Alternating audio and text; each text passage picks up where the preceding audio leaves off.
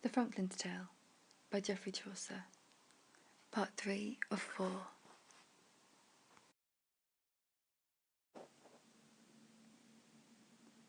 In languor and in torment furious, 2 year and more lay wretch Aurelius. At any foot he might on earth go. No comfort in this time had he none, save of his brother, which that was a clerk.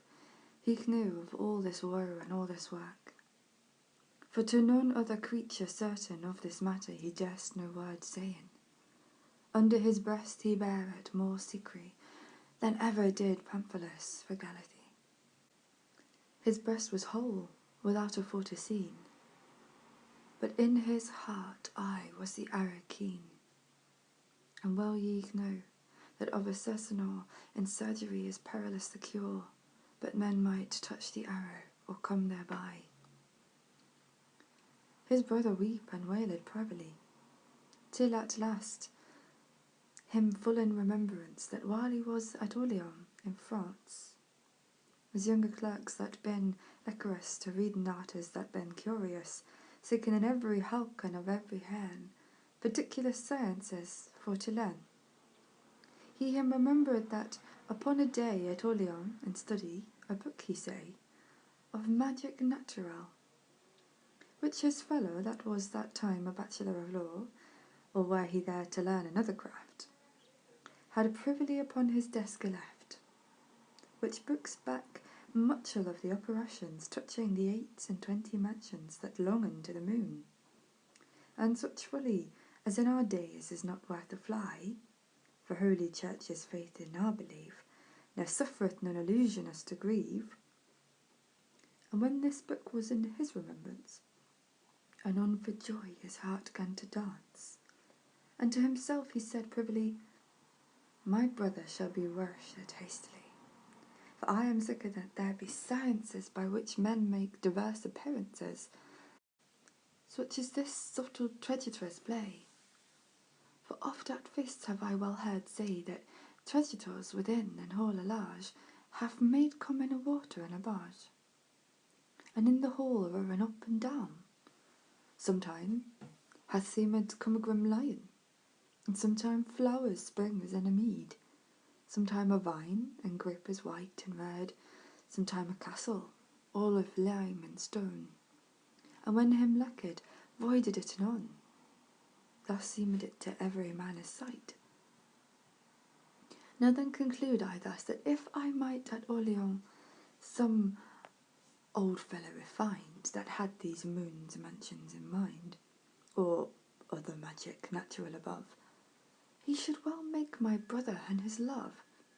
For with an appearance a clerk may make to man a sight that all the rock is black of Brittany wherein avoided overshone, and ships by the brink coming and going, and in such form enduring a week or two, then will my brother wearish of his woe. Then must she needs holden him behest, or else he shall shame her at least. What should I make a longer tale of this? And to his brother's bed he comen is, and such comfort he yef him for to goen, to Orleans that he up starting on, and on his way forthward then is he fair, and hope for to be lessened of his care. When they were come almost to that city, but if it were a 2 furlong or 3, a young clerk roaming by himself they met, which that in Latin thriftily him grit. And after that he said a wonder thing. I know, quoth he, the cause of your coming. And ere they further any foot went, he told him all that was in her tent. This Breton clerk him asked of fellows, the which that he had know in older days, and he answered him that they dead were, for which he weep full oft many a tear. Down of his horse Aurelius lighten on, and with this magician forth is he gone, home to his house, and maiden him well at ease. Him lacked no victual that might him please, so well arrayed house as there was none. Aurelius in his life saw never none. He showed him, ere he went to supper, forests, parks full of wild deer, There saw he harters with horners high, the greatest that ever was seen with eye. He saw of him 100 slain with hounds, and some with arrows bled of bitter wounds. He saw, when voided were these wild deer, these falconers upon a fair river, that with their hawks had the heron slain. There saw he knights justing in a plain, and after this he did him such pleasance, that he him showed his lady on a dance, in which himself he danced, as him thought. And when this master that his magic wrought saw it was time, he clapped his hand as two, and farewell, all our revel was a go. And yet removed they never out of the house, while they saw all this sight marvellous. But in his study, there as his bookers be, they satin still, and no wight but they three. To him this master called his squire, and said him thus, Is ready our supper? Almost an hour it is. I undertake, sith I ye bade our supper for to make, when that these worthy men went in with me into my study, there as my bookers be. Sire, quoth the squire, when it liketh you, it is all ready, though ye will right now. Go we then sup, quoth he. As for the best, these amorous folk some time mut then here rest. And after supper fill they entreaty. Whatsome should this master's garden be, to remove in all the rockers of Brittany? And eke from Govan to the mouth of Seine, he made it stringe, and swore, so God him save, less than £1,000 he would not have. Ne gladly for that sum he would not go. Aurelius, with blissful heart anon, answered thus, Fine £1,000, this wide world which that men say is round, I would it yieve, if I were lord of it. This bargain is full drive, for we bent knit, ye shall be paid truly by my trouthe. But look it now for no negligence or sloth, ye tarry us here no longer than tomorrow. Nay, quoth this clerk, have here my faith to borrow. To bed was gone Aurelius, when him list, and well nigh all that night he had his rest. What for his labour and his hope of bliss, his woeful heart of penance had a lisp. Upon the morrow, when that it was day, to Brittany took they the right way, Aurelius and this magician beside, and men descended there they would abide, and this was, as these books me remember, the cold frosty season of December. Phoebus waxed old, and hued like Laton, that in his hot declination shone as the burned gold with streams bright, but now in Capricorn adown he light. Whereas he shone full pale, I dare well say the bitter frosts with the sleet and rain destroyed hath the green in every yard. Janus sit by the fire, with double beard, and drinketh of his bugle horn the wine. Before him stand brewing of the tusked swine, and now crieth every lusty man. Aurelius in all that ever he can doeth to this master cheer and reverence, and prayeth him to do his diligence, to bringen him out of his painous smart, or with a sword that he would slit his heart.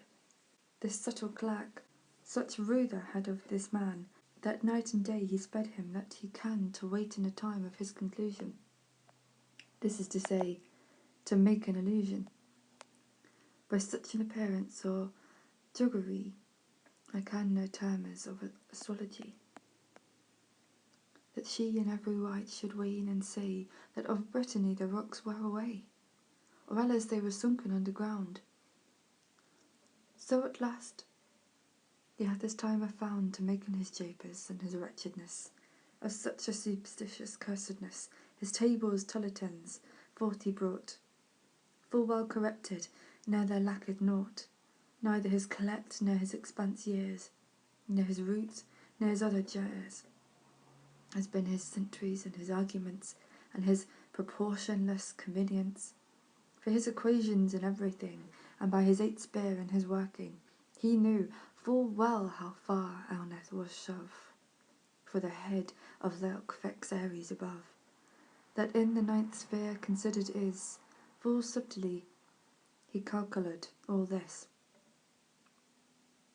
When he had found his first mansion, he knew the remnant by proportion, and knew the arising of his moon well, and in whose face and term and every dell, and knew full well the moon's mansion, accordant to his operation, and knew also his other observances, for such illusions and such mischances as heathen folk used in the light days, for which no longer maketh he delays. But there his magic, for a week or tway, it seemed that all the rockers were away. Aurelius, which that yet despaired is, where he shall hang his love, or fare amiss, awaiteth night and day on this miracle. And when he knew that there was none obstacle that voided where these rockers ever shone, down to his mistress' feet he fell anon, and said, I, woeful wretch Aurelius, thank you, Lord and Lady mine Venus, that me han helpen from my cares cold. And to the temple his way forth hath he hold, whereas he knew he should his lady see. And when he saw his time, anon right he, with dreadful heart and with full humble cheer, sorrowed hath his sovereign lady dear. My right lady, quoth this woeful man, whom I most dread and love as I best can, and loathest were of all this world displease, ne'er at that I for you have such disease, that I must die and here at your foot anon. Nor would I tell how me is woe begone, but certes other must I die or plain, ye slay me guiltless for very pain. But of my death, though that ye have no ruther, adviseth you, ere that ye break your truther. Repented you, for the like God above, ere ye me slay in my cause that I you love. For, madam, well ye would what ye han hide, not that I challenge anything of right of you, my sovereign lady, but your grace. But in a garden yond at such a place, ye wot right well what ye behighten me, and in mine hand your truther plighten ye, to love me best, God wot ye say it so, or be that I unworthy am thereto. Madam, I speak it for the honour of you, more than to save mine heart's life right now. I have do so as ye commanded me, and if ye vouchsafe ye may go see, doeth as you list, have your behest in mind, for quick or dead, right there ye shall me find. In you lieth all to do me live or die, but well I would the rockers, then away.